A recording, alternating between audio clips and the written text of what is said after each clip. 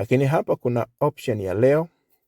Unaweza kaangalia mauzo ya leo, manunuzi ya leo, madeni ya huduma leo na matumizi kwa leo. Huyu ni muktasari wa haraka kwamba unataka ufahamu figures, ujifunze biashara imekuwa na mauzo ya namna gani ama manunuzi ya namna gani. Ukija kwenye leo hapa itakwambia kitu ambacho kimefanyika kwa leo. Lakini pia kwa maana ya viashiria, viashiria kwa maana ya leo na mwezi, hapa inabeba vitu vyenye wingi wake kwa kiasi fulani. Tunaweza tukaona kuna mauzo. Hapa kuna mauzo leo kama ambavyo tunayaona, na itakwambia mauzo ya leo yamekuaje. Katika mauzo cash ni kiasi gani, mikopo ni kiasi gani, faida ambayo imepatikana kwa leo, gharama za bidhaa kwa leo kwa maana ya COGS, lakini faida kwa maana ya jumla gross profit. Alafu kutakuwepo na faida halisi kama utakuwa umerekodi kwa sahihi taarifa za matumizi. Kadhalika kwenye mauzo mwezi huu itaonesha hapo kwa mwezi ikoje, ikiwa ni ya keshi,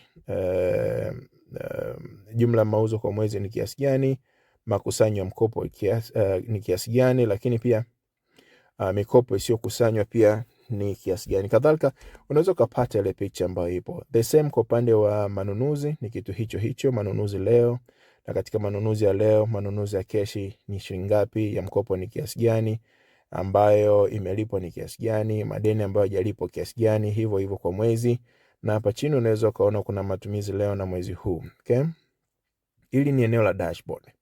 Sasa na tukija kwenye tahadhari za stock, ukiangalia hapa utajifunza kwamba bidhaa zimeisha, stoku kidogo ama thamani ya stoku iliyopo.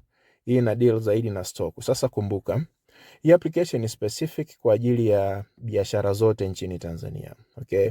Ikiwa unafanya biashara ya bidhaa za kuuzika physical kwa maana ya sukari, labda mchele, duka lako ni la rejareja, unaweza kuitumia hii application. Okay? Lakini pia kama duka lako ni la jumla, unauza kwa jumla, unaweza kutumia application. Okay? Kama unafanya biashara ya huduma kwa maana ya saloon, unatoa huduma ya kukata nywele ama kutengeneza nywele, hizo unaweza pia ukazifanya hapa. Wewe ni msimamizi wa biashara ya huduma ya usafi wa nyumbani, unaweza kutumia hii hapo. Unafanya biashara ama mtu wa huduma wa kufua kwa maana Adobe, hii application unaweza kuitumia pia.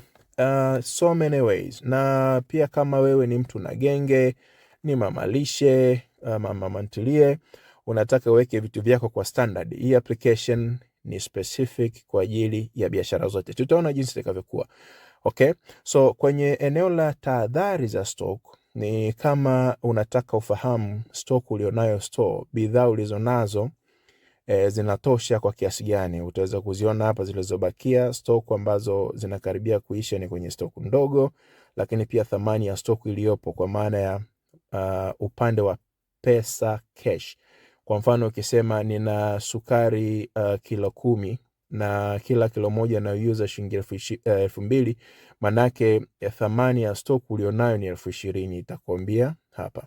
Lakini sasa itakuwa ni collectively, kwa sababu ukisema stock inafanya kujumuisha fedha zote, kwa maana ya thamani ya bidhaa zote ulizonazo store. Tutaona jinsi gani itakuwa rahisi kuiweka ili uweze kuona kwa uhalisia kitu ambacho kinafanyika.